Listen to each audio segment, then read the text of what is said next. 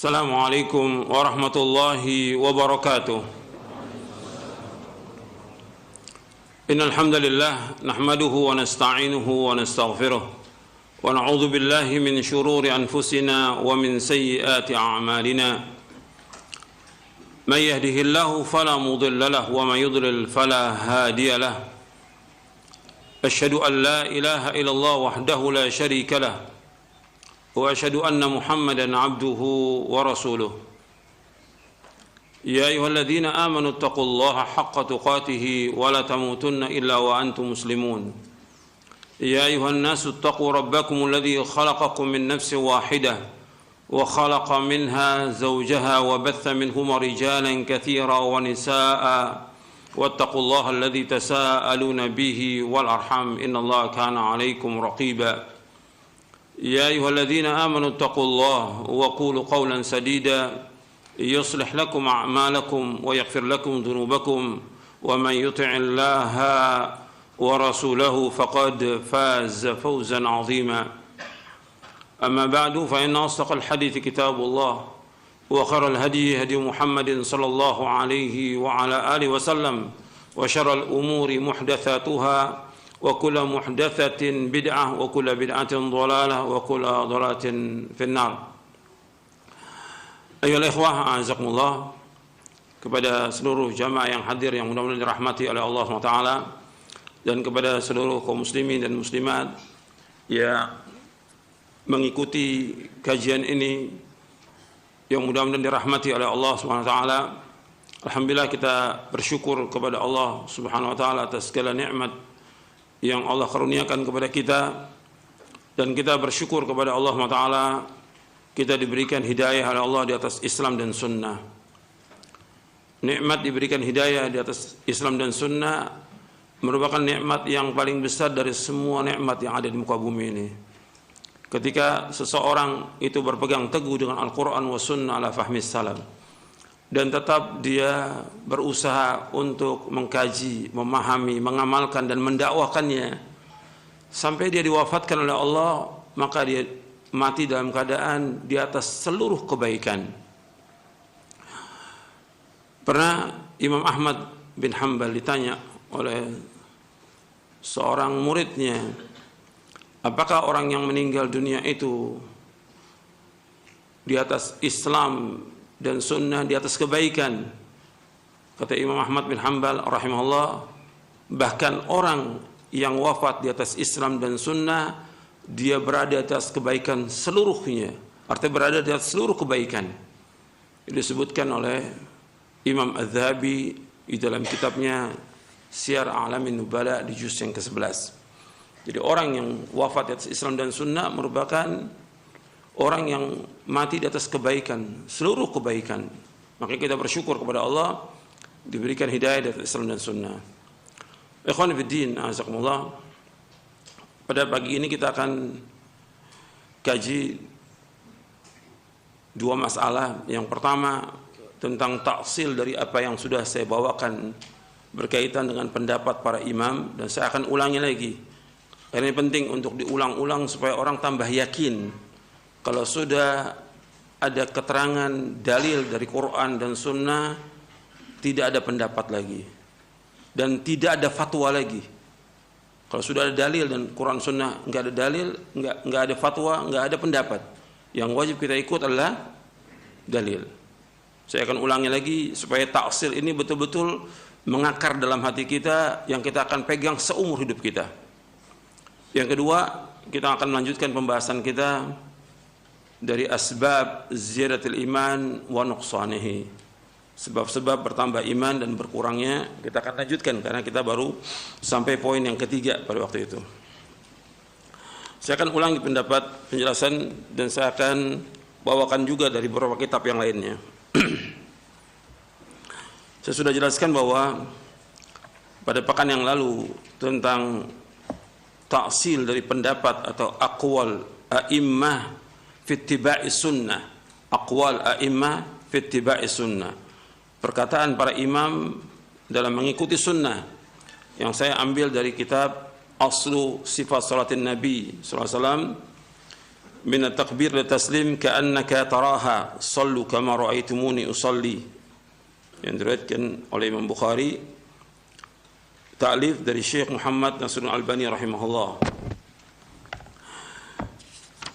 Sebagaimana yang sudah kita ketahui, imam yang terkenal dari imam mazhab yang 4 itu ma'ruf di seluruh dunia, 4 imam mazhab ini, dan mereka sudah menjelaskan dari perkataan mereka, kalau sudah ada pendapat mereka, kalau sudah ada dalil, maka buang pendapat mereka.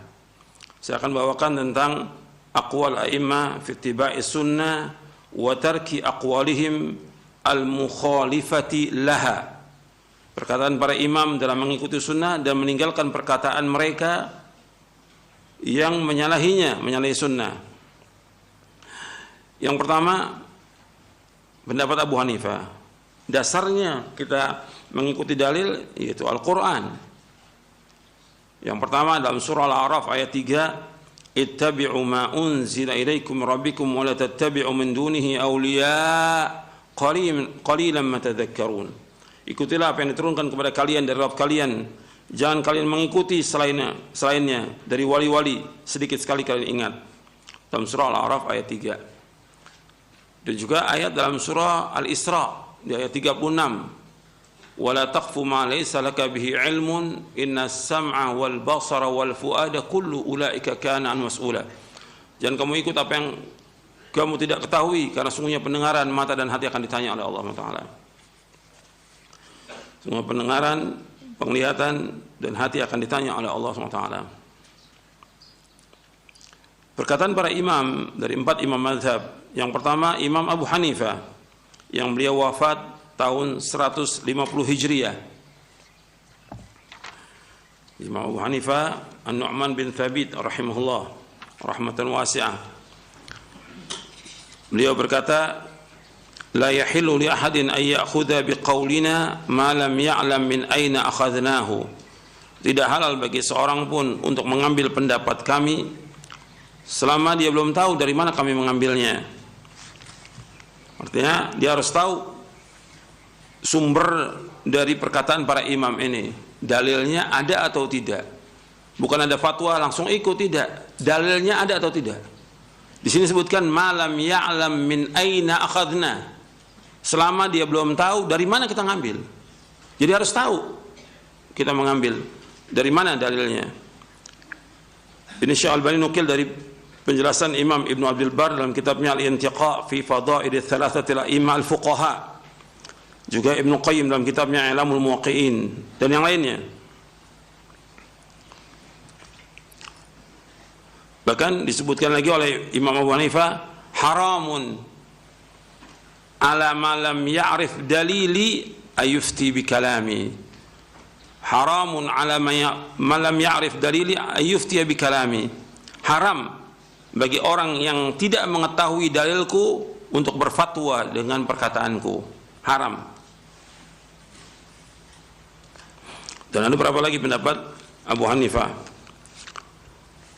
Kemudian juga beliau berkata lagi, idza qultu qawlan yukhalifu kitab Allah Ta'ala wa khabar Rasul sallallahu alaihi wasallam fatruku qawli.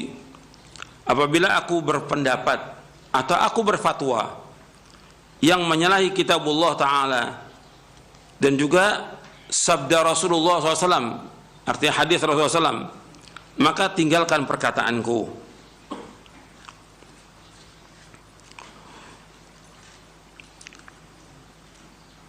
Ini diriwayatkan oleh Imam Al-Fulani dalam kitabnya Iqad Himami Ulil Absar. Kemudian yang kedua, Imam Malik bin Anas rahimahullah yang wafat tahun 179 Hijriah. Wafat tahun 179 Hijriah. Yang Imam Malik ini merupakan guru dari Imam Syafi'i rahimahullah. Kata Imam Malik bin Anas rahimahullah, innama ana basyarun ukhti'u wa usib. Fanzuru fi ra'yi fa kullu ma wafaqa al-kitab wa sunnah fakhudhu wa kullu ma lam yuwafiqil kitab wa sunnah fatruku.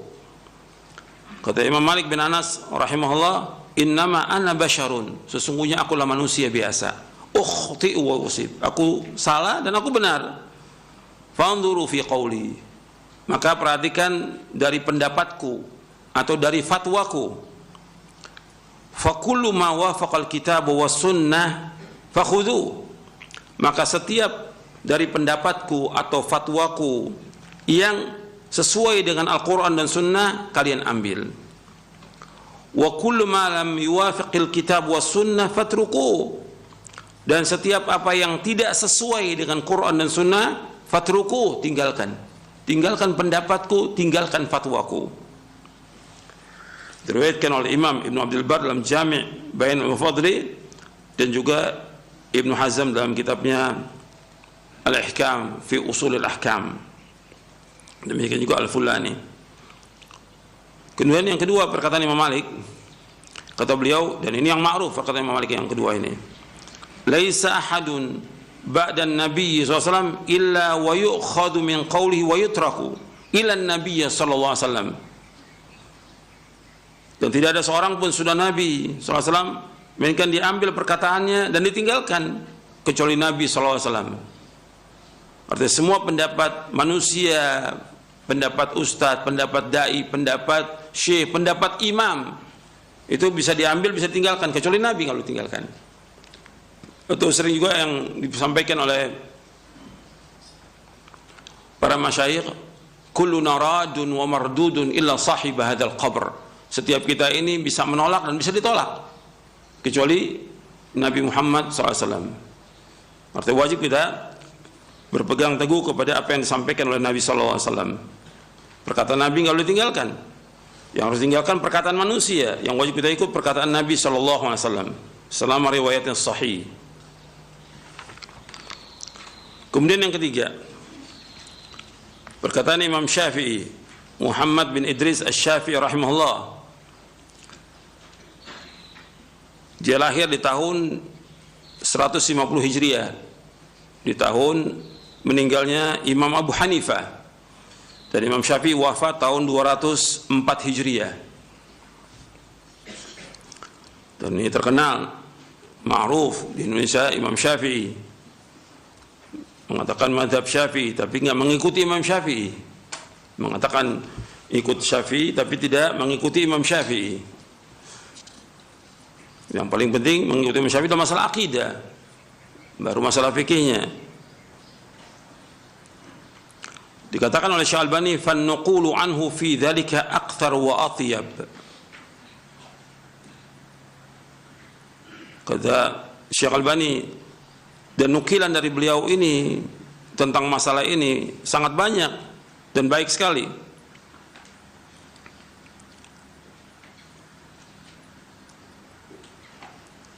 Di antaranya Imam Syafi'i berkata, ajma'al muslimuna ala anna man istabana lahu sunnatun an Rasulillah SAW lam yahilla lahu ay yada'aha liqauli ahadin.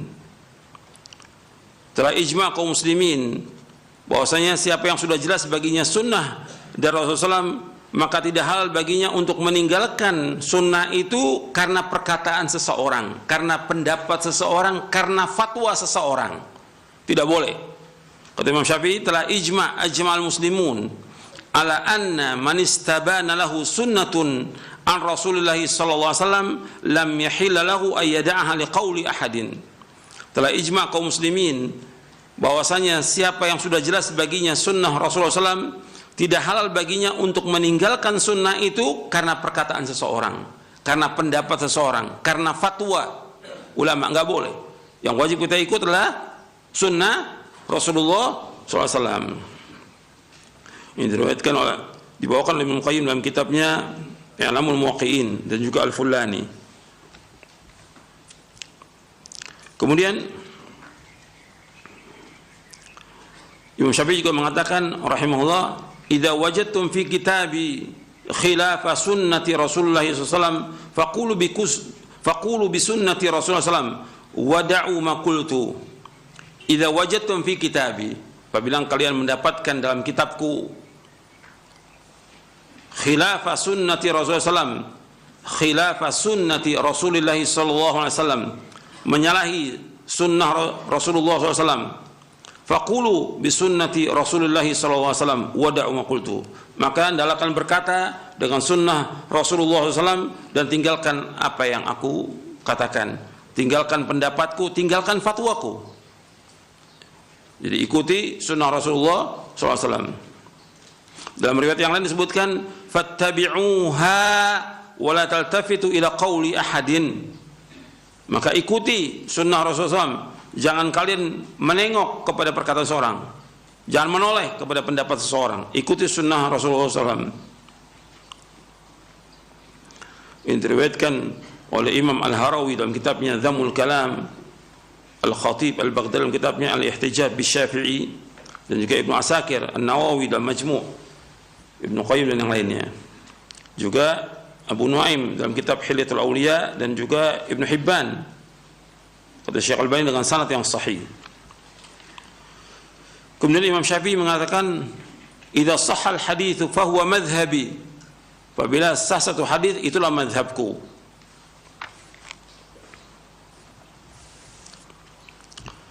Kemudian juga beliau berkata, "Idza ra'aitumuni aqulu qawlan wa qad sahha 'anil nabiy sallallahu alaihi wasallam khilafuhu fa'lamu anna aqli qad dhahaba."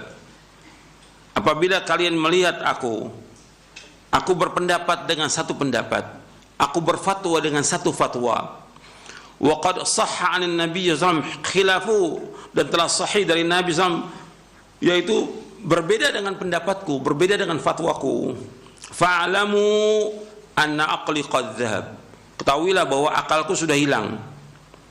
Ini diriwayatkan oleh Imam Ibnu Abi Hatim dalam kitabnya Adabus Syafi'i, dan juga yang lainnya, juga Abu Nuaim dalam Hilyatul Awliya, dan Ibnu Asakir kata Syekh Al-Albani dengan sanad yang sahih. Antum perhatikan di sini, apabila kalian melihat aku berpendapat atau berfatwa dan telah sahih dari Nabi, sudah ada hadis Nabi sahih menyalahi pendapatku, menyalahi fatwaku, maka ketahui akalku sudah hilang. Maksudnya kalau orang sudah ada hadis Nabi jelas sudah sahih, ada fatwa seorang syekh atau ulama, yang wajib diambil apa? Yang wajib diambil yang mana? Hadis Nabi. Kalau sudah ada hadis Nabi sahih hadisnya, ada pendapat syekh, ada pendapat ulama, ada fatwa ulama, yang diambil yang mana? Hadis Nabi SAW. Kalau hadis ini aku tidak ambil, maka akalku hilang. Perhatikan tuh. Artinya orang kalau sudah orang Islam, dia orang beriman, wajib dia taat kepada Allah dan Rasulnya. Dia wajib berpegang teguh pada Al-Quran wa sunnah ala fahmi salaf. Sekarang ada hadis Nabi depan mata dia, jelas ada fatwa, kemudian dia nggak ambil hadis itu, maka orang ini kalau dengan bahasa Syafi'i tidak waras. Paham? Kalau menurut perkataan Imam Syafi'i tidak waras. Ada hadis Nabi, ada fatwa, yang diikut mana? Hadis Nabi jelas. Makanya Imam Syafi'i mengumumkan kepada semua manusia ini, kalau aku nggak ambil hadis Nabi, akalku hilang. Artinya nggak waras. Kalau orang mukmin dia wajib untuk mengambil hadis-hadis Nabi SAW, tidak boleh menolak. Nanti ada penjelasan Imam Ahmad tentang masalah ini. Satu hadis saja nggak boleh kita tolak. Kemudian kata Imam Syafi'i lagi rahimahullah, kullu ma qultu fa kana anin nabiy sallallahu alaihi wasallam khilafu qawli mimma yasih fa hadithun nabiy aula fala tuqalliduni. Kullu ma qultu, setiap apa yang aku ucapkan, setiap apa yang aku katakan, atau setiap pendapat aku atau fatwa aku, kullu ma qultu fa kana an-nabi sallallahu alaihi wasallam khilafu qawli mimma yasih, dan ada dari Nabi SAW riwayat yang sahih menyalahi pendapatku, menyalahi fatwaku, fa hadithun Nabi SAW aula, maka hadis Nabi yang wajib diikuti. Fala tuqalliduni, jangan kalian taklid kepadaku. Ini diriwayatkan oleh Imam Ibnu Abi Hatim dalam kitab Adab Syafi'i, begitu juga Abu Nuaim dalam Hilyatul Awliya dan Ibnu Asakir, dan dikatakan oleh Syekh Albani sanadnya sahih.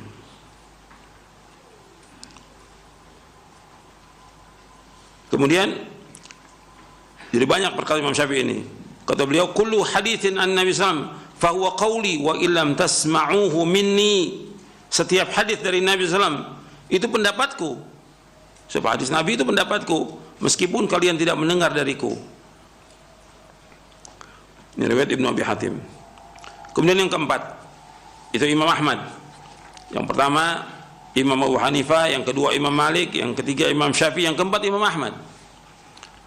Imam Ahmad bin Hanbal rahimahullah yang wafat tahun 241 Hijriah. Wafat tahun 241 Hijriah. Dan beliau terkenal dengan Imam Ahlus Sunnah wal Jamaah.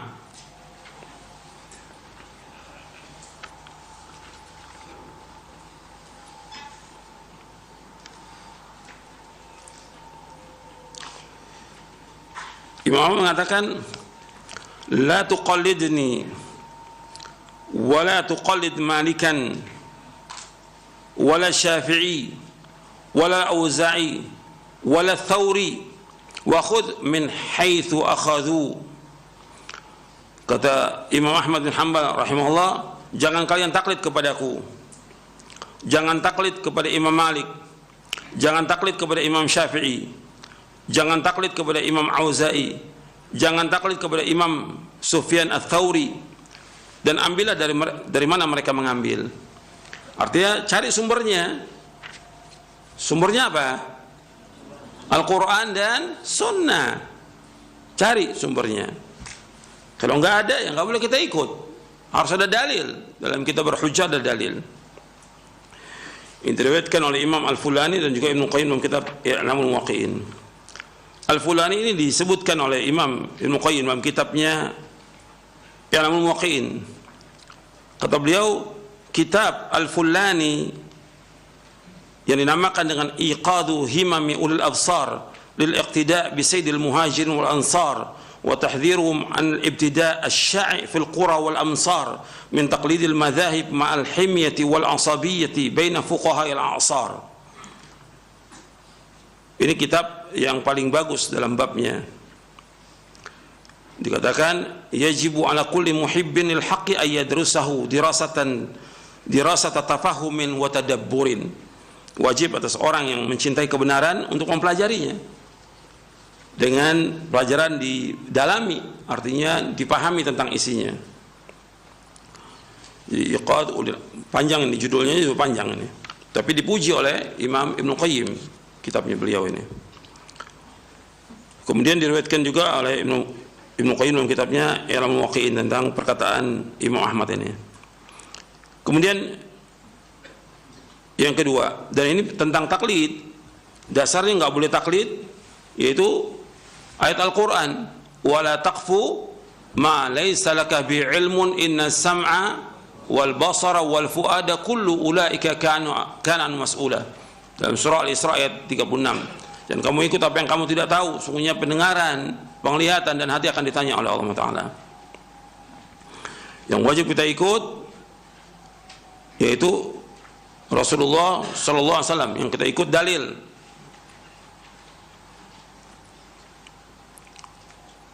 Bahkan kata Imam Ahmad juga, al-ittiba' yattabi' ar-rajul ma ja'a an-nabi sallallahu wa an ashabihi.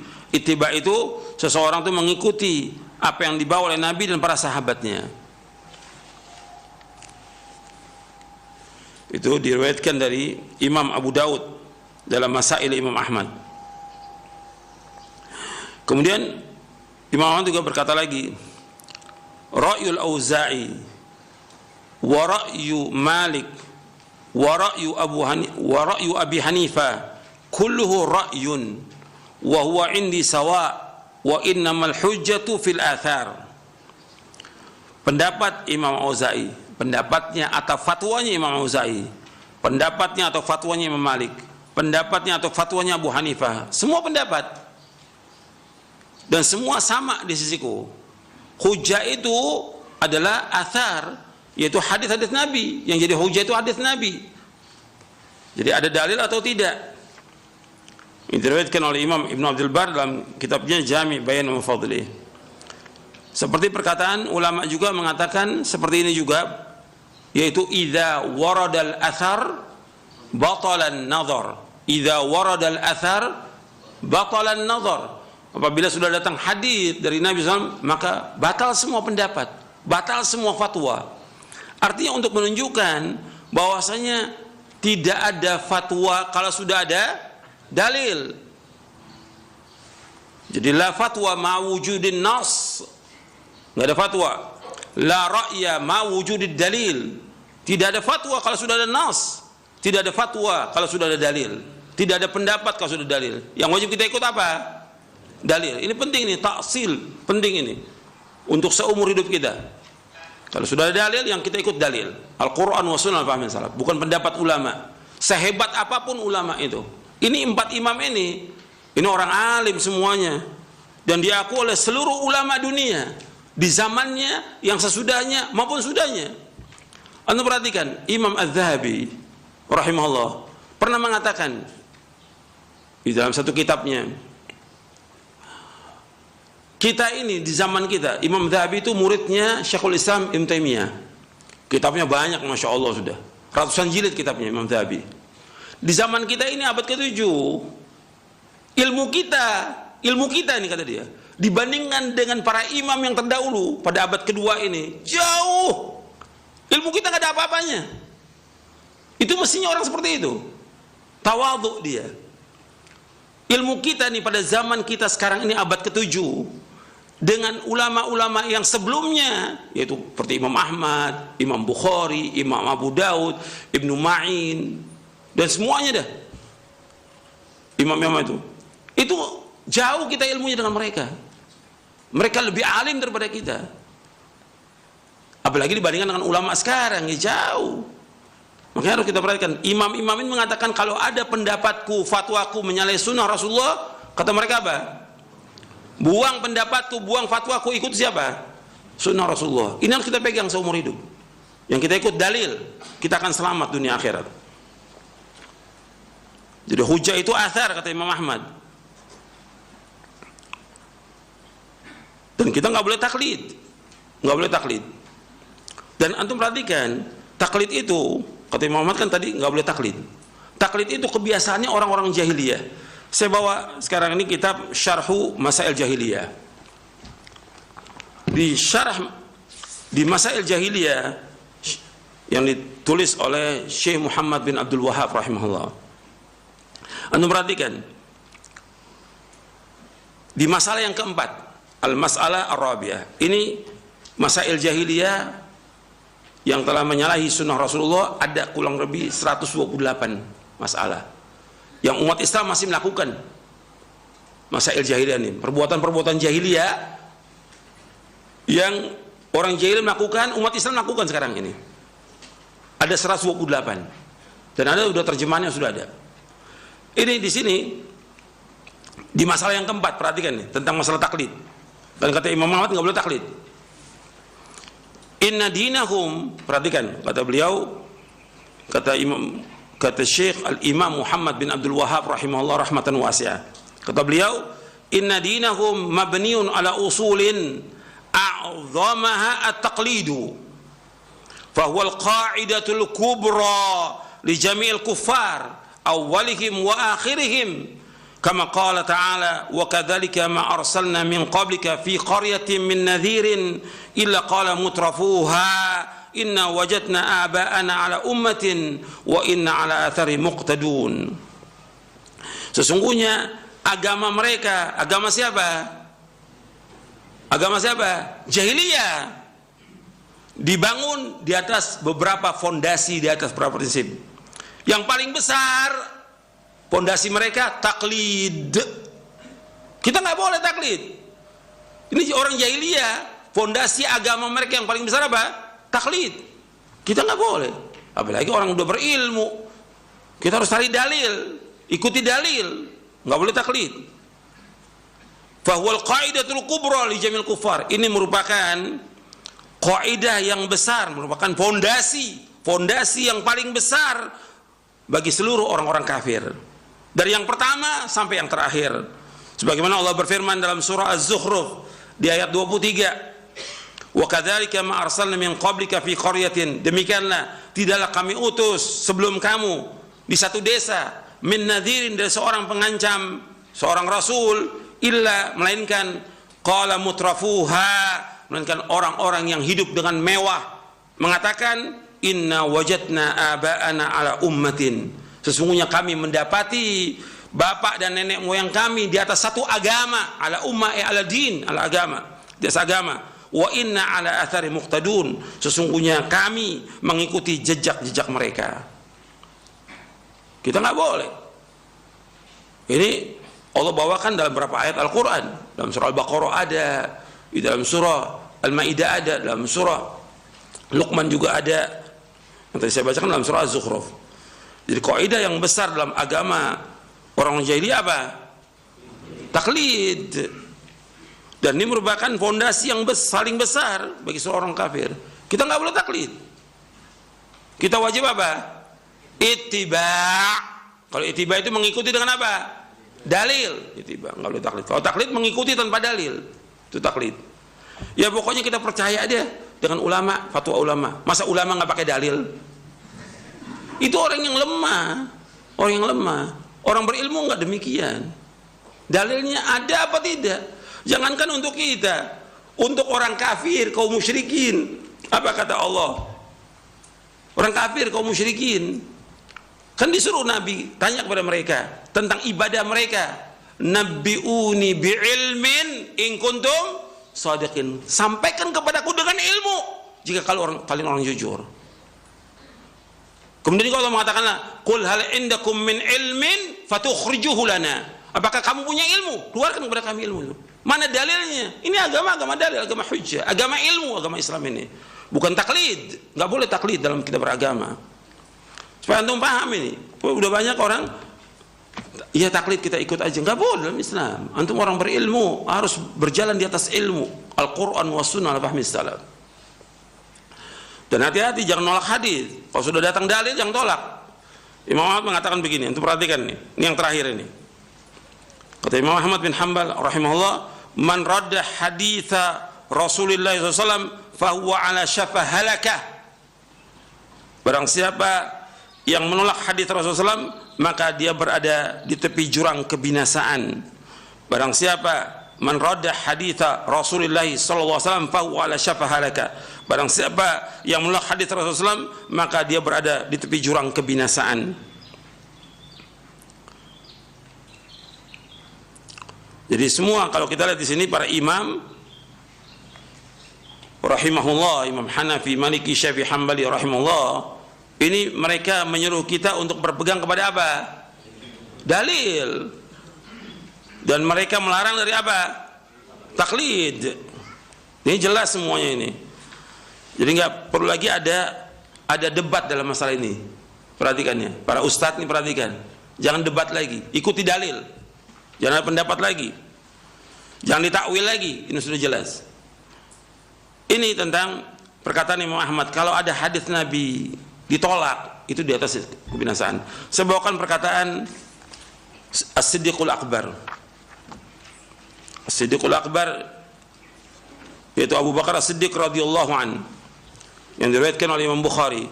Saya bawakan dalam buku saya Konsekuensi Cinta kepada Nabi Muhammad SAW di halaman 70. Kata Abu Bakar As-Siddiq radhiyallahu an, yang diriwayatkan oleh Imam Bukhari dalam sahihnya, lastu tarikan syai'an kana Rasulullah SAW ya'malu bihi illa amiltu bihi fa inni akhsha in taraktu syai'an min amrihi an azigha. Kata Khalifah Ar-Rashid Abu Bakar As-Siddiq radhiyallahu anhu wa arda, aku tidak meninggalkan sedikit pun amalan-amalan yang Rasulullah sallallahu alaihi wasallam melakukannya kecuali aku mengerjakannya. Aku tidak tinggalkan amalan yang Rasulullah lakukan mesti aku kerjakan. Apa aja, tentang apa aja. Karena aku khawatir apabila aku tinggalkan satu saja perintah beliau, maka aku akan sesat. Satu aja perintah Nabi ditinggalkan, aku akan sesat. Kemudian dikasih komentar oleh Imam Abu Abdullah bin Ubaidillah bin Muhammad bin Battah Al-Uqbari rahimahullah, yang wafat tahun 387 Hijriah dalam kitabnya Al-Ibana, yang ditahqiq oleh Ridha Na'san Mu'ti. Karena ada beberapa tahqiq yang saya pakai, jilid 1 tahqiq Ridha Na'san Mu'ti. Kata beliau begini, "Hada ya ikhwani, as-siddiqul akbar yatakhawafu ala nafsihi az-zaygha in huwa khalafa syai'an min amri nabiyhi sallallahu alaihi wasallam famadha asa ayyakuna min zamanin adha ahluhu yastahzi'una binabiyyihim wa biawamirihi wa yatabahawna bimukhalafatihi wa yaskharuna bisunnatihi nas'alullaha ismatan minaz zalal wa najatan min su'il amal." Kata Imam Abu Abdullah bin Ubaidillah bin Muhammad bin Battah Al-Uqbari rahimahullah dalam kitabnya Al-Ibana, "Wahai saudara-saudaraku, Abu Bakar As-Siddiq, As-Siddiqul Akbar, beliau takut apabila kesesatan menimpa dirinya jika ia menyalahi perintah Nabi Muhammad sallallahu alaihi wasallam. Lantas bagaimana halnya akan ada satu zaman nanti di mana orang-orang di zaman tersebut mereka justru memperolok-olok Nabi mereka. Mereka memperolok-olok perintah Rasulullah SAW dan mereka berbangga dengan menyalahi sunnah Rasulullah SAW.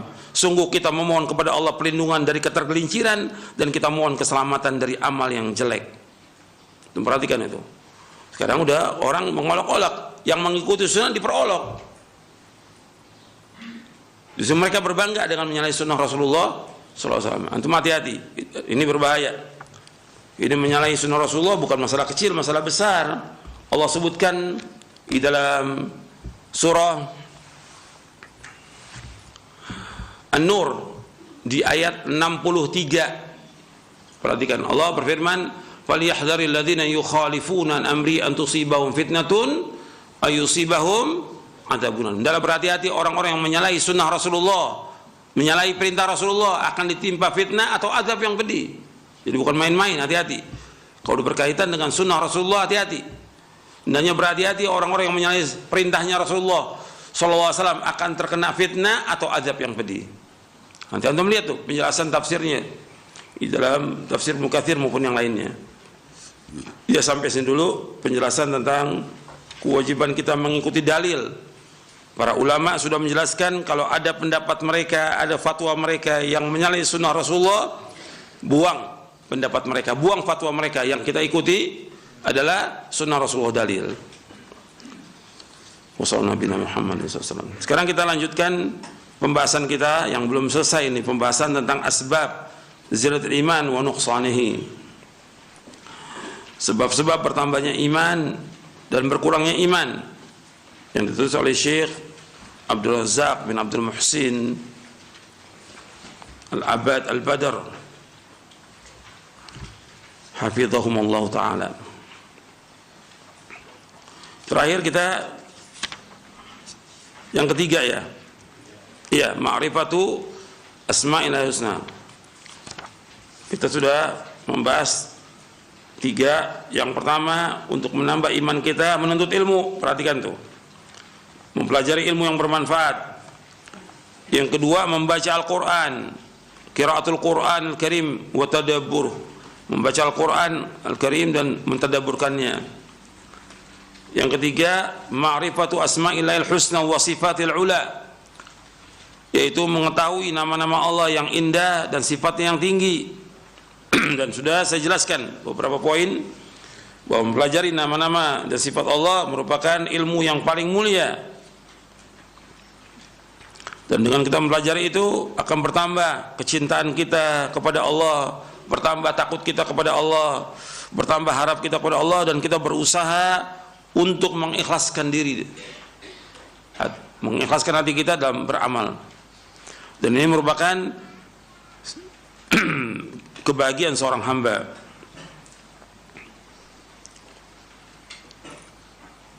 Dan terakhir saya bawakan bahwa orang yang mempelajari tentang nama-nama sifat Allah, man kana billahi a'raf kana lahu akhwaf.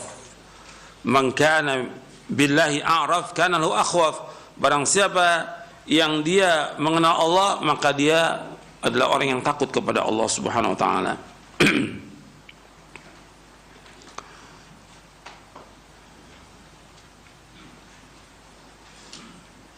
Dan semua perbuatan Allah yang Anda perhatikan, semuanya berputar antara hikmah, rahmah, adil dan maslahah. Kata Imam Ibnu Qayyim rahimahullah, wa anna af'al Allah kulluha da'iratun bainal hikmati wal rahmati wal adl wal maslahah la yakhruju syai'un minha an dhalik. Bahwa semua perbuatan Allah, semuanya, wa anna af'alahu ay af'al Allah, maksudnya perbuatannya, kulluha dairatun, semuanya berputar antara hikmah, rahmat, adil, maslahat, dan enggak keluar daripada itu. Ya tentang apa? Tentang apa saja.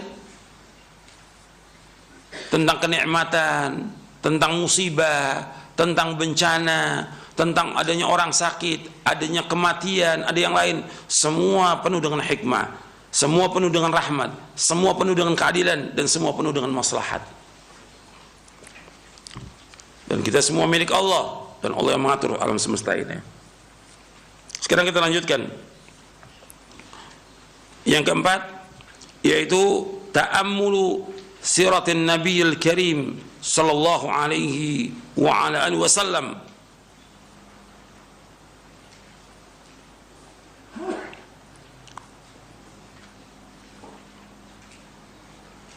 Jadi memperhatikan tentang sirah Nabi yang mulia. Kalau antum pelajari tentang sirah Nabi SAW, itu akan bertambah iman kita kepada Allah Taala. Bertambah iman kita. Karena yang paling lengkap kalau kita lihat biografi manusia ini, yaitu biografi Nabi Muhammad SAW.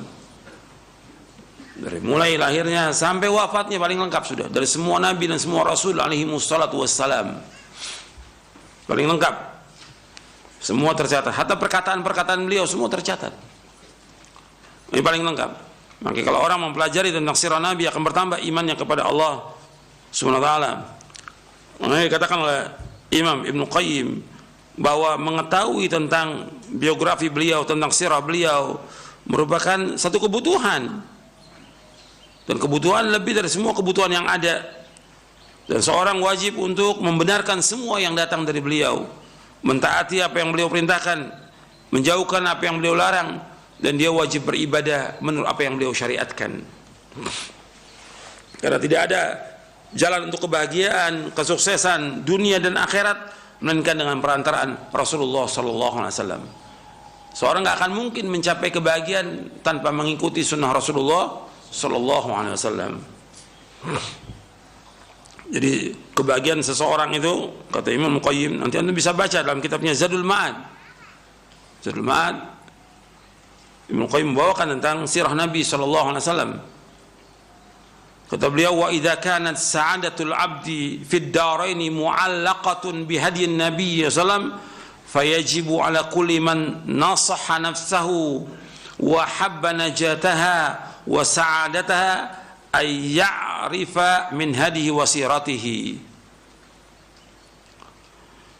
Jadi apabila kebahagiaan seorang hamba di dunia dan akhirat tergantung dengan petunjuk Nabi Muhammad SAW, maka wajib atas orang yang dia menasihati dirinya dan suka dan cinta untuk selamat dan bahagia untuk mengetahui petunjuk Nabi dan sirahnya Nabi SAW. Arti bagaimana perjalanan hidup beliau. Jangan sampai dia tidak tahu sama sekali. Kemudian contohnya, di antara contoh, Allah menyebutkan dalam Al-Quran tentang sifat Nabi SAW dalam surah At-Taubah di ayat 128. Laqad ja'akum rasulun min anfusikum azizun alaihi ma'anittum harisun alaikum bil mu'minina raufur rahim. Telah datang kepada kalian seorang rasul dari diri kalian, berat bagi dia apa yang menyusahkan kalian, dan berkenan keras kepada kalian untuk memberikan petunjuk dan kasih dan sayang pada orang beriman. Antum perhatikan di sini, Allah menyebutkan telah datang kepada kalian seorang rasul min anfusikum, dari diri kalian, dari jenis manusia dan dari bangsa Arab, bukan dari malaikat, dari manusia. Sifatnya Allah menyebutkan azizun alaihi ma anitum, artinya berat bagi dia apa yang menyusahkan kalian. Ini menunjukkan bahwa Nabi Muhammad SAW menginginkan kepada umatnya kemudahan. Maka seluruh agama Islam semuanya mudah. Inna hadza dina yusrun, itu riwayat Bukhari. Sesungguhnya agama Islam ini agama yang mudah, enggak sulit, enggak ada yang sulit. Nabi berat, kalau umat Islam ini berat melaksanakan, berat bagi beliau. Maka seluruh syariat Islam semuanya mudah. Tentang akidah, tentang ibadah, tentang akhlak, tentang muamalah, tentang apa saja semuanya mudah, enggak ada yang sulit. Kemudian ciri yang kedua di sini, harisun alaikum, berkemauan keras memberikan hidayah kepada kalian. Harisun ala hidayatukum, berkemauan keras untuk memberikan hidayah. Bahwa Nabi SAW adalah orang yang sangat menginginkan hidayah kepada kita, memberikan manfaat. Maka Nabi SAW menyebutkan dalam hadis yang sahih yang diriwayatkan oleh Imam Bukhari dan Muslim, Nabi bersabda SAW, mathali wa mathalukum kamathali rajulin istauqada naran faja'ala al-janadibu wal farashu yaqa'na fiha wa ana akhidhum bihujazikum 'anil nari wa antum tafallatuna min yadayya. Kata Nabi SAW, perumpamaan aku dengan kalian seperti orang yang menyalakan api. Kemudian setelah orang yang menyalakan api, kalian ini maksudnya seperti laron. Laron itu masuk, serangga itu masuk ke dalam api. Aku sudah berusaha untuk menarik kalian dari api itu, tarik ikat pinggang kalian jangan sampai masuk api, tapi kalian lepas dari tanganku. Artinya Nabi sudah berusaha bagaimana melarang orang jangan sampai berbuat perbuatan yang membawa manusia ke neraka.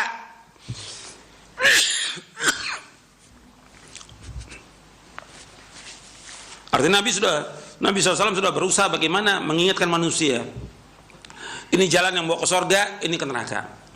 Nabi sudah jelaskan, tapi kemudian manusia ini tetap berusaha untuk masuk ke dalam neraka. Aku sudah ingatkan, tapi kalian lepas daripadaku. Artinya Nabi ini betul-betul berusaha memberikan hidayah kepada manusia agar mereka dapat petunjuk, berjalan di atas petunjuk dan selamat dunia akhirat. Tapi manusianya tidak mau, sehingga sebagian masuk ke dalam neraka dengan sebab itu. Ciri yang ketiga yaitu bil mu'min raufur rahim, sangat kasih dan sayang kepada orang beriman. Orang yang paling sayang kepada manusia adalah Rasulullah SAW. Orang yang paling sayang kepada orang beriman Rasulullah SAW. Dari dua ini aja memberikan hidayah dan sayang untuk menunjukkan apa? Bahwa Nabi SAW tidak pernah meninggalkan dakwah ini untuk mengajak manusia mentauhidkan Allah dan melarang mereka dari berbuat syirik, mengajak manusia untuk melaksanakan sunnah, menjauhkan bid'ah, mengajak manusia untuk taat kepada Allah Rasulnya dan menjauhkan perbuatan dosa dan maksiat. Itu sayangnya Nabi SAW kepada umatnya, sangat sayang. Jadi bentuk sayang bagaimana? Dijelaskan semuanya. Yang tauhid, yang syirik, yang sunnah, yang beda-beda harus jelaskan. Kalau nggak dijelaskan, ya rusak umat ini. Di antara sebab banyaknya bid'ah, sesatnya manusia, karena para dai-nya tidak menjelaskan kebenaran kepada umat. Saya akan bawakan penjelasan Al-Imam Ibnu Qayyim supaya antum bisa catat dalam kitabnya As-Sawa'iq Al-Mursalah di juz yang ketiga. Kata beliau begini, anna ma waqa'a fi hadhil ummati minal bid'i wadh-dhalali kana min asbabi at-taqsiru fi idhari sunnati wal huda. Kalimatnya pendek. anna ma waqa'a fi hadhihi al-ummati min al-bid'i wad-dhalali kana min asbabihi at-taqsiru fi idhari sunnati wal huda. Bahwasanya sebab banyaknya di tengah-tengah umat ini perbuatan bid'ah dan kesesatan, sebabnya karena para dai-nya lalai. Para dai ini, para ustadz lalai at-taqsir dalam apa? Fi idhari sunnah, dalam menampakkan sunnah dan huda, petunjuk. Di dalam kitab As-Sawa'iq Al-Mursalah di juz yang ketiga, As-Sawa'iq Al-Mursalah Al-Jahmiyah wal-Mu'attilah, yang ditahqiq dan ditakhrij dan ta'liq Ad-Doktor Ali bin Muhammad Ad-Dakhilullah, terbitan Darul Asimah. Jadi harus jelas dalam kita ini sayang kepada umat. Justru dakwah salaf ini sayang kepada umat, sayang.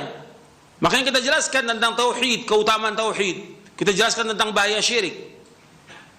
Kita jelaskan tentang bahayanya orang-orang yang berbondong-bondong ziarah ke kubur-kubur wali yang mereka minta di sana, beribadah di sana. Ini kita wajib ingatkan dan terus-menerus diingatkan.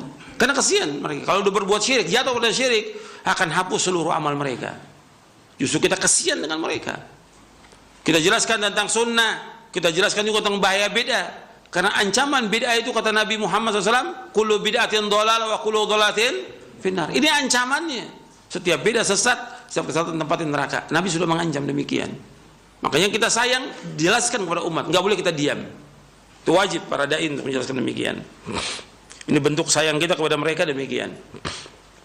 Kemudian selanjutnya, di antara sirah Nabi SAW, Allah menyebutkan bahwa Nabi Muhammad SAW adalah orang yang paling mulia akhlaknya. Wa innaka la'ala khuluqin azim.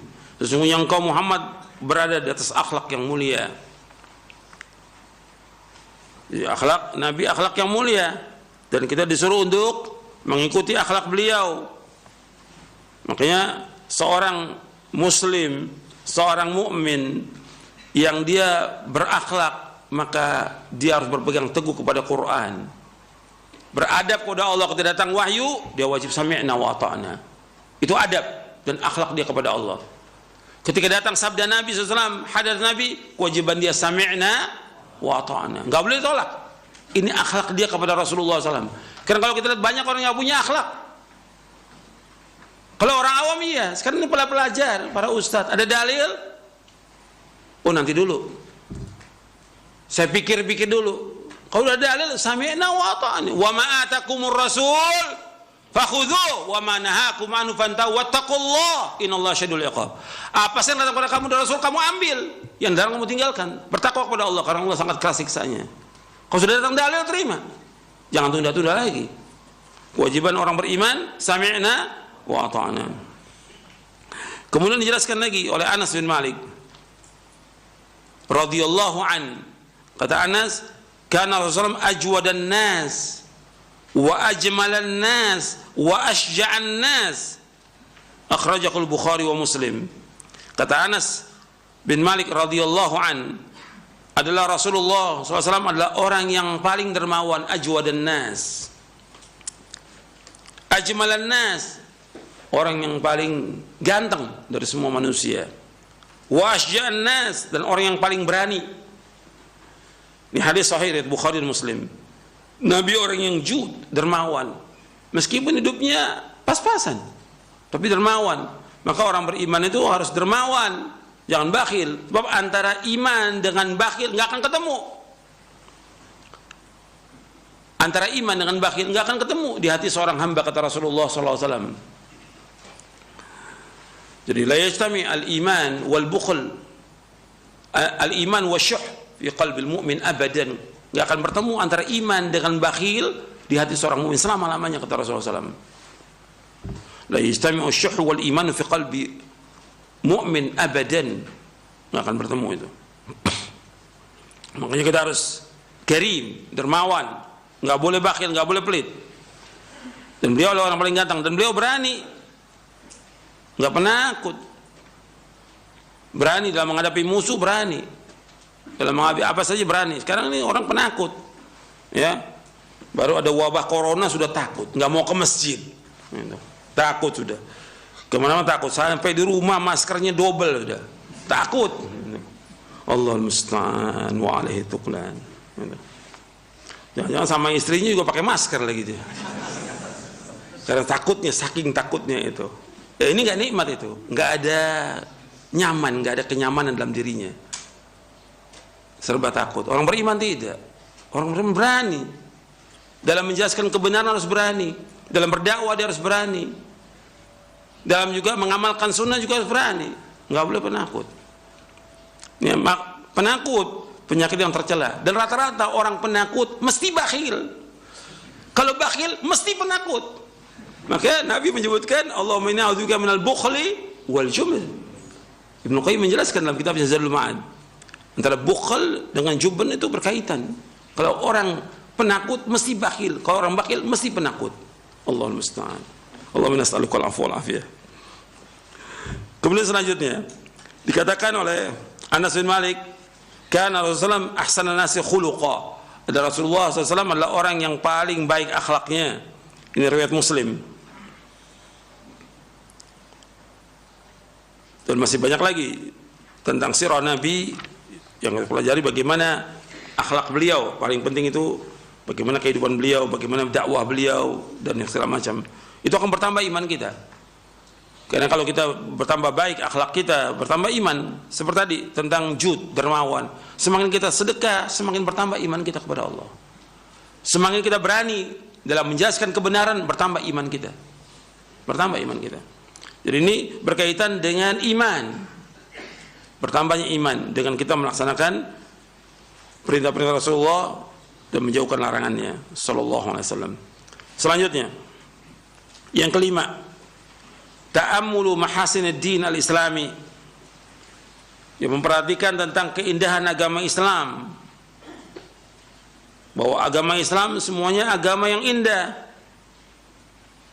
Fa inna dinal islami kulluhu mahasin. Karena agama Islam semuanya indah. Akidahnya, ibadahnya, akhlaknya, muamalahnya, hukumnya, semuanya indah. Enggak ada dalam Islam yang tidak indah. Semua. Yang pertama tauhid sudah. Tauhid rububiyah, uluhiyah, asma wa sifat. Semua perintahnya dalam agama Islam semuanya indah. Dan semuanya manfaat, semuanya maslahat. Dan larangan juga harus kita jauhkan. Makanya Allah menyebutkan tentang tauhid pertama kali. Kemudian berbakti pada orang tua. Agama Islam menyuruh untuk berbakti pada orang tua. Jangan kurang ajar pada orang tua. Jangan durhaka. Maka Allah kaitkan tuh, wa'budullaha wa la tusyriku bihi syai'an wa bil walidaini ihsana. Dalam beribadah kepada Allah, jangan berbuat syirik, berbuat baik pada orang tua. Wa qada rabbuka alla ta'budu illa iyyahu wa bil walidaini ihsana. Allah telah menetapkan, telah mewajibkan tidak boleh kalian beribadah melainkan hanya kepada Allah dan tidak kalian berbuat baik kepada kedua orang tua. Selalu Allah kaitkan tauhid, berbakti pada orang tua. Dan memang secara fitrah demikian. Atau orang kafir, anak orang kafir mesti anaknya berbakti pada orang tua. Kafir ini. Apalagi orang Islam, nggak boleh durhaka kepada orang tuanya, nggak boleh. Itu harus perhatikan tuh. Bagaimana kita berbuat baik pada orang tua. Karena itu akan menambah iman kita, menambah pahala kita. Semua syariat Islam semuanya indah, semuanya baik. Dan itu akan menambah iman kita. Sholat, kita sholat dengan benar sesuai dengan sunnah. Bab Nabi bersabda, "Shallu kama ra'aitumuni usolli." Sholatlah kalian sebagaimana kalian aku sholat. Ini akan menambah iman kita. Puasa, zakat, haji, semua akan menambah iman dan juga menghapuskan dosa-dosa kita. Kemudian juga sedekah, menolong orang-orang yang fakir, orang miskin, orang yang susah, itu akan menambah iman. Ini semua keindahan. Banyak lagi yang lain. Hukuman juga demikian, hukuman. Muamalah, semua indah. Maka Allah merahmati orang yang mudah dalam jual, mudah dalam beli, mudah dalam dia berhutang, mudah dalam membayar hutang. Itu Allah rahmati. Enggak sulit. Karena kan orang jual beli sulit. Ya. Kasih harga 100.000, umumnya 100.000, pakai tawar lagi. Ditawar lagi sampai yang dagang nangis. La haula wala quwata illa billah. Kok tega ya antum? Sudah, kalau Kita udah lihat dia orang Islam, dia jualan, beli sudah. Bahkan kalau perlu udah, nggak usah kembali, udah buat antum aja. Ini enggak ditawar, kan keterlaluan. Mesti mudah dalam jual, dalam beli itu mudah. Ketika kita berutang, membayar utang juga mudah, nggak sulit. Kalau ketika berutang, masya Allah, datang sampai nangis. Begitu giliran ganti, Allah, nggak ganti udah. Afwan, kadang-kadang nggak ngomong sudah, ketemu juga kayak nggak punya utang. La haula wala quwwata illa billah. Wajib bayar. Nafsul mu'min mu'allaqatun bidaini hatta yuqda anhu. Ruh seorang mukmin tergantung dengan utang sampai dibayarkan. Sampai Nabi nggak mau sholatkan jenazah yang masih ada utang. Nabi SAW nggak mau sholatkan. Hati-hati, masalah utang masalah besar, bukan masalah kecil. Sampai orang yang mati syahid, semua dosa diampunkan kecuali utang. Yughfaru lisyahidi kullu dhanbin illa dain. Akhrajahu Muslim. Semua orang yang mati syahid diampunkan semua dosanya kecuali utang. Itu perhatikan tuh. Harus bagaimana kita bermuamalah dengan baik kepada orang itu. Orang Islam muamalah baik. Kalau utang segera bayar. Sepekan, sebulan, setahun janjinya segera. Jangan ditunda. Utang berat nanti di akhirat. Jadi Islam ini agama yang indah. Begitu juga amanah, perhatikan. Hukum, semua hukum Islam semuanya indah dan adil. Hukum qisas, hukum potong tangan, hukum dera, hukum rajam, semuanya.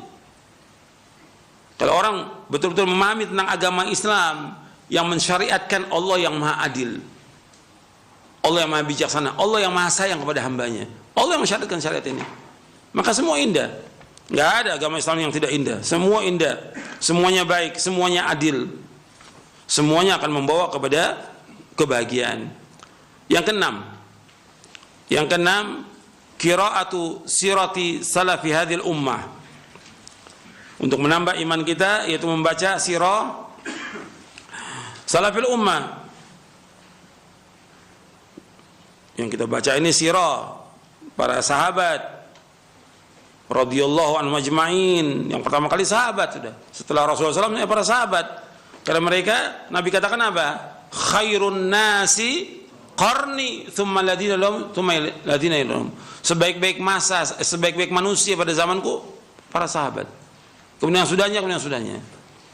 Kalau disebutkan khairun nas, khairukum khairu ummah, sebaik-baik manusia, sebaik-baik umat. Baik tentang apanya? Tentang hatinya, tentang akidahnya, tentang tauhidnya, tentang ibadahnya, tentang akhlaknya, tentang muamalahnya, tentang dakwanya. Mereka paling baik sudah para sahabat radhiyallahu anhum ajma'in. Itu akan menambah iman kita. Mereka adalah orang yang paling dalam ilmunya, paling dalam pemahamannya, paling kuat imannya, dan mereka adalah orang paling baik hatinya, dan mereka adalah orang yang paling besar jasanya buat agama ini. Paling besar jasanya. Mereka yang membela agama Islam ini, baik itu muhajirin maupun ansar. Mereka adalah orang-orang yang berjuang, berjihad untuk menegakkan agama ini. Makanya ketika orang mencela sahabat itu, dosanya dosa yang paling besar udah. Bahkan sebagian ulama dihukumkan bunuh. Besar dosanya orang yang mencaci sahabat. Sebab Nabi bersabda SAW, man sabba ashabi fa'alaihi la'natullah wal malaika wan nas ajmain. Barang siapa mencaci maki para sahabatku, mendapatkan laknat dari Allah, malaikat dan seluruh manusia. Seluruh manusia melaknat orang itu. Jadi hukumnya haram dan termasuk dosa besar mencaci maki sahabat, mencela sahabat. Kalau ada kesalahan mereka wajar sebagai manusia, tapi kesalahan 1-2 dengan lautan kebaikan mereka, yang lebih banyak mana? Lautan kebaikan mereka, hapus tuh kesalahannya. Dan mereka orang yang paling segera bertaubat kepada Allah. Mereka adalah orang yang paling jujur dan yang lainnya. Makanya baca tuh tentang para sahabat radhiyallahu ajma'in. Kemudian yang ketujuh, at-ta'ammul fi ayatillahi al-kauniyah. Yang ketujuh yaitu memperhatikan tentang ayat-ayat Allah al-kauniyah. Ya, ayat-ayat di alam semesta. Bagaimana Allah menciptakan langit, bumi dan seluruh isinya, menciptakan manusia yang Allah ciptakan sebaik-baik penciptaan. Laqad khalaqnal insana fi ahsani taqwim. Sungguh kami telah menciptakan manusia sebaik-baik ciptaan. Allah berfirman lagi, wa sawwarakum fa ahsana suwarakum. Allah telah membentuk rupa kalian sebaik-baik rupa. Dan Allah menyuruh kita, wa fi anfusikum afala tubsirun. Tentang diri kalian, kenapa kalian tidak perhatikan? Kalau kita perhatikan tentang alam semesta, apakah itu langit, bumi, bulan, matahari, bintang, gunung-gunung, adanya malam, siang, pohon-pohon, lautan, sungai, dan juga yang lainnya, itu kita akan bertambah iman kita kepada Allah. Bagaimana kekuasaan Allah yang maha besar ini, bagaimana indahnya ciptaan Allah SWT, dan jenisnya banyak, dari pepohonan, buah-buahan, dari jenis ikan, udah menunjukkan tentang kekuasaan Allah, dan juga akan bertambah iman kita kepada Allah SWT. Makanya di sini kita disuruh untuk ingat kepada Allah dan juga untuk bersyukur. Allah berfirman dalam surah Al-Furqan di ayat 61, ayat 62, Tabarakalladzi ja'ala fis sama'i buruja wa ja'ala fiha sirajan wa qamaran munira. وهو الذي جعل الليل والنهار خلفة لمن أراد أن يذكر أو أراد شكورا. Dalam surah Al-Furqan ayat 61, ayat 62. Maha barokah Allah yang telah menjadikan di langit itu gugusan bintang-bintang. Allah jadikan padanya sinar yang menerangi, itu matahari. Dan Allah menjadikan bulan yang menerangi. Dan Allah yang telah menjadikan malam dan siang silih berganti bagi orang yang ingin ingat kepada Allah dan bersyukur kepada Allah Ta'ala. Jadi perhatikan semuanya tuh di alam semesta. Dan kita juga punya masyru' kita ini, yaitu memperhatikan diri kita. Wa fi anfusikum afala tubsirun. Tentang diri kamu, kenapa kamu tidak perhatikan itu? Dari ciptaan Allah kepada diri kita. Dari mata aja, kalau kita mau perhatikan, mata kita ini nikmat yang paling besar. Nggak bisa diganti dengan bayar miliaran, nggak bisa. Nggak bisa diganti dengan apapun. Kita nggak bisa balas ini dengan apapun juga nikmat Allah. Tentang mata aja, belum hidung, belum telinga, belum mulut, belum yang lainnya dari anggota tubuh kita. Makanya kita disuruh untuk bersyukur kepada Allah atas semua nikmat ini. Belum lagi yang lain dari alam semesta yang lainnya, dari oksigen yang kita berikan, udara dan segala macam, air. Kita wajib bersyukur atas semua nikmat Allah Subhanahu wa Ta'ala. Makanya Ibnu Qayyim membawakan bagus sekali. Ini kalau kita perhatikan semua alam semesta untuk menunjukkan apa? Tentang besarnya kekuasaan Allah dan kewajiban kita untuk mentauhidkan Allah SWT. Kemudian yang terakhir, yang ke-8, yaitu al-ijtihadu fil a'malis salihah. Yang ke-8, untuk menambah iman kita, bersungguh-sungguh dalam melakukan amal-amal saleh. Bersungguh-sungguh dalam melakukan amal saleh. Ya, seorang mukmin, seorang mukminah, kalau dia ingin bertambah imannya, sibukkan dengan amal soleh. Dan perhatikan bahwa ibadah kepada Allah itu ada ibadah hati, ibadah lisan, ibadah anggota tubuh. Ibadah hati, lisan, anggota tubuh. Di antara ibadah hati yaitu ikhlas. Dan kita beramal, ingat harus ikhlas. Mencintai Allah, tawakal kepada Allah, bertaubat, mengharap, takut, ridho, sabar terhadap cobaan dan ujian, musibah. Ini ibadah hati. Ibadah hati. Kemudian ibadah lisan seperti baca Al-Quran, berzikir, bertakbir, bertasbih, mengucapkan kalimat la ilallah, istighfar, memuji Allah, menyanjung Allah, mengucapkan salawat kepada Rasulullah sallallahu alaihi wasallam dan yang lainnya. Dan di antara yang besar dari amal lisan apa? Di samping memuji Allah apa? Berdakwah, menyampaikan kebenaran kepada umat. Itu di antara amal yang paling besar. Wa man ahsanu qawlan mimman da'a ila Allah wa 'amila shalihan wa qala innani minal muslimin. Tidak ada perkataan yang paling baik melainkan orang yang mengajak manusia ke jalan Allah dan dia beramal saleh dan dia mengatakan kami adalah orang Islam dalam surah Fussilat. Kemudian amal anggota tubuh. Amal anggota tubuh ya semuanya seperti sholat, puasa, zakat, haji, berbuat baik pada orang tua, melakukan amal-amal soleh yang lainnya. Itu merupakan amal-amal anggota tubuh. Banyak disebutkan oleh penulis Syekh Abdul Razak yang mengambil dari penjelasannya Al-Imam Ibnu Qayyim. Gitu. Jadi kita harus berusaha bagaimana memperbanyak zikir kita kepada Allah. Zikir penting, ini amal lisan. Allah memerintahkan kalau untuk zikir tidak kalimat sedikit. Wadhkurullaha katsiran la'allakum tuflihun. Berzikirlah yang banyak agar kalian menjadi orang-orang yang sukses, orang beruntung. Wadzakirinallah katsiran wadzakirat a'adallahu maghfiratan wa ajran 'azima. Dan laki-laki yang berzikir yang banyak dan perempuan yang berzikir yang banyak, Allah sediakan bagi mereka ampunan dan ganjaran besar. Maka jangan lepas nih untuk berzikir terus kepada Allah Taala. Dan Allah merintahkan dalam surah Al-Ahzab, ya ayyuhalladzina amanu dzkurullaha dzikran katsira wasabbihuhu bukratan wa asila. Orang beriman berzikir kepada Allah, dengan zikir yang banyak, dan bertasbih kepada Allah pada pagi dan petang. Dan antum perhatikan, dengan berzikir ini akan tambah tenang kita. Ala bi dzikrillahi tatma'innul qulub. Kalau dengan berzikir hati ini akan tenang. Maksudnya kita lebih tenang daripada orang lain.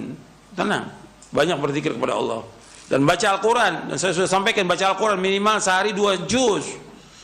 Kalau nggak bisa 1 juz, 1 juz sehari, sebulan hatam. Kalau mampu 2 juz, kalau mampu 3 juz. Itu yang memerintahkan demikian untuk menghatamkan setiap bulan, 20 hari, 10 hari, sepekan. Siapa?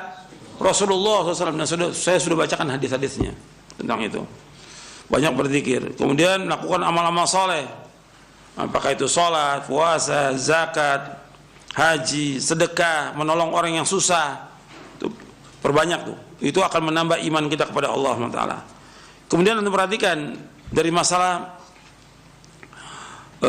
lisan dan juga perbuatan yang lagwi tinggalkan, sebab Allah menyebutkan dalam surah Al-Mu'minun, nanti antum baca ya.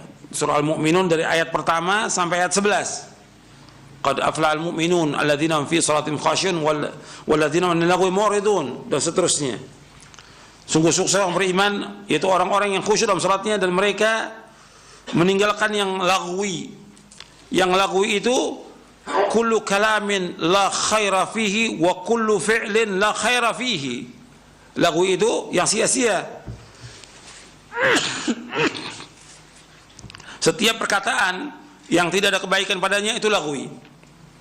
Dan setiap perbuatan yang nggak ada kebaikan termasuk lagwi. Itu tinggalkan.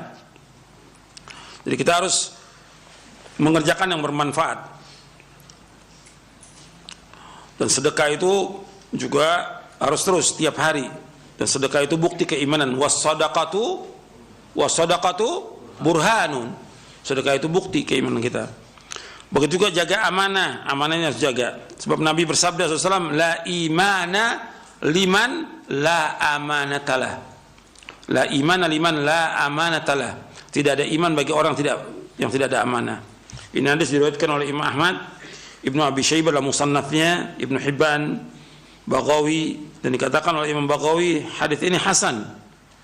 Dan dihasankan oleh Syekh Albani dalam tahqiq Iman Ibnu Abi Syaibah. Jadi amanah semua tuh, amanah perkataan, amanah perbuatan, amanah istri, anak, harta, kedudukan, jabatan, itu semua amanah, akan ditanya oleh Allah semuanya itu. Jangan sampai khianat. Harta orang yang ada pada kita juga itu amanah. Kalau kita pinjam kita harus kembalikan.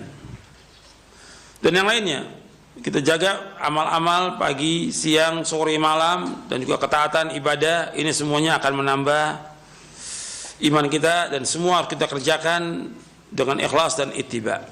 Ya, sampai sini dulu, mudah-mudahan bermanfaat untuk saya dan sekalian. Wassalamualaikum warahmatullahi wabarakatuh. Kita baru tentang asbab ziyadat iman. Yang belum asbab naqsil iman. Asbab nuqsan ini insyaallah pekan depan kita bahas. Mudah-mudahan apa yang saya sampaikan bermanfaat untuk saya dan untuk sekalian. Kurang lebihnya saya mohon maaf. Wassalamualaikum Muhammadin sallallahu alaihi wasallam. Subhanakallah wa bihamdik asyhadu an la ilaha illa anta astaghfiruka wa atubu ilaik. Assalamualaikum warahmatullahi wabarakatuh.